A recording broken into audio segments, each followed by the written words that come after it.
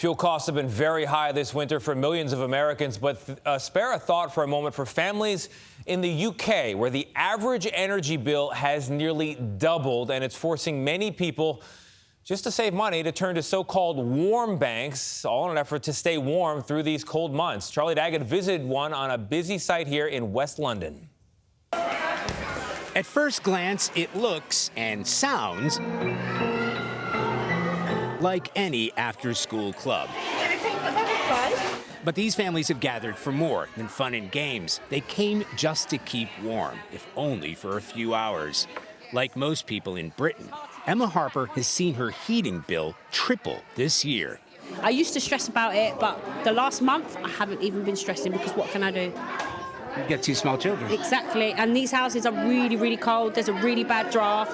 My son's room, it's got really bad damp, black mold all over the wall from the outside walls. She already owes more than $1,200.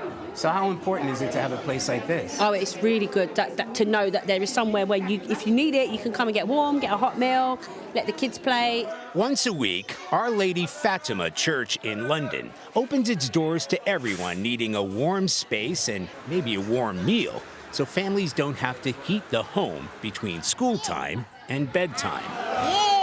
Hosted by part-time cook and full-time priest, Father Richard Nesbitt.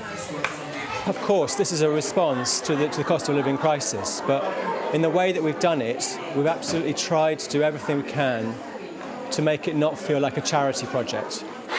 It's part of a program of local councils, charities, and businesses providing a little help with places like libraries, bakeries, even theaters and opera houses opening their doors.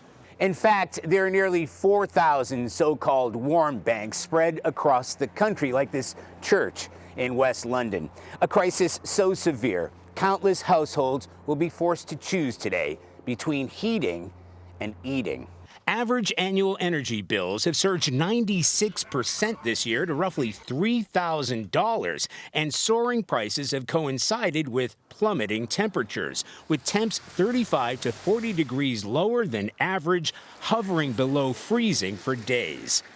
Double-digit inflation and the global energy crisis, due in part to the war in Ukraine, has hit Britain especially hard. But the initiative has been seen simultaneously as ingenious and horrifying, that millions of people in one of the top 10 richest countries in the world should be struggling just to stay warm. Which is why Father Richard and his volunteers do what they can to remove the stigma of a heating handout. I mean, the warmth that you feel when you come in here is not about the central heating. Absolutely, it's about the warmth of the welcome, it's the love in the cooking, the fun in the games. Just a chance for those who need a little help to come in from the cold. For CBS Mornings, Charlie Daggett, London.